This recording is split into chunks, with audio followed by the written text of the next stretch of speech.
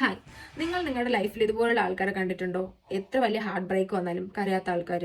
അതെന്താ, അവർ ഇമോഷൻലെസ് ആണോ? നമുക്ക് നോക്കാം. അതായത് നമ്മുടെ ലൈഫിൽ ഈ ടു സ്ട്രോങ് ആയിട്ടുള്ള ഇമോഷൻസ് ആയിട്ടുള്ള പേടി, ദേഷ്യം, വിഷമം ഇതൊക്കെ എക്സ്പീരിയൻസ് ചെയ്യുന്ന സമയത്ത് നമ്മുടെ ബ്രെയിനിന്റെ അമിഗ്ഡല ഇമ്മീഡിയറ്റ്ലി റിയാക്ട് ചെയ്യും. എന്നിട്ട് സിഗ്നൽസ് ഹൈപ്പോതലാമസിലേക്ക് സെൻഡ് ചെയ്യും. ഈ ഹൈപ്പോതലാമസ് എന്ന് പറയുമ്പം നമ്മുടെ ബോഡിയുടെ അല്ലെങ്കിൽ ബ്രെയിനിന്റെ ഫിസിക്കൽ റെസ്പോൺസ് എല്ലാം കൺട്രോൾ ചെയ്യുന്ന ഒരു ബ്രെയിനിന്റെ പാർട്ടാണ്. സോ ഹൈപ്പോതലാമസ് വർക്ക് ചെയ്യുന്ന രീതി എന്ന് പറയുമ്പം നമ്മുടെ ബ്രെയിൻ അല്ലെങ്കിൽ നമ്മുടെ ഇമോഷൻസിന്റെ ഇന്റൻസിറ്റി കൂടുമല്ലോ. അപ്പം ഈ പ്രഷർ കുക്കറിലെ പ്രഷർ കൂടുമ്പം പ്രഷർ റിലീസ് ആവത്തില്ല. അതുപോലെ തന്നെ ഇമോഷൻസിന്റെ ഇന്റൻസിറ്റി കൂടുമ്പം ഇത് റിലീസ് ചെയ്യും ത്രൂ നമുക്കൊരു ടൈറ്റ് ചെസ്റ്റ് അല്ലെങ്കിൽ ഹാർട്ട് ബീറ്റ് കൂടുക, അതും അല്ലെങ്കിൽ ചിലർക്ക് ത്രോട്ട് പെയിൻ വരും, ഓർ ടിയേഴ്സ്. അങ്ങനെയാണ് എല്ലാവരും കരയുക.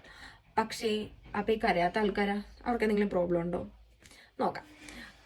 എന്നെ സംബന്ധിച്ച് ഞാൻ പറയും, ഈ കരയാത്ത ആൾക്കാരുടെ അടുത്തായിരിക്കണം നമ്മൾ കൂടുതൽ കൈൻഡ് ആവേണ്ടത്. കാരണം അവരവരുടെ പാസ്റ്റിലുണ്ടായിട്ടുള്ള ട്രോമ, സ്ട്രിക്റ്റ് അപ്ബ്രിങ്ങിങ്സ്, കണ്ടിന്യൂസ് അല്ലെങ്കിൽ കോൺസ്റ്റന്റ് സ്ട്രെസ്, ഇതൊക്കെ കാരണം തന്നെ അവർ അൺകോൺഷ്യസ്ലി അവരുടെ ബ്രെയിന് അവരുടെ ഇമോഷൻസ് സപ്രസ് ചെയ്യാൻ ട്രെയിൻ ചെയ്യിപ്പിച്ചിട്ടുണ്ട്.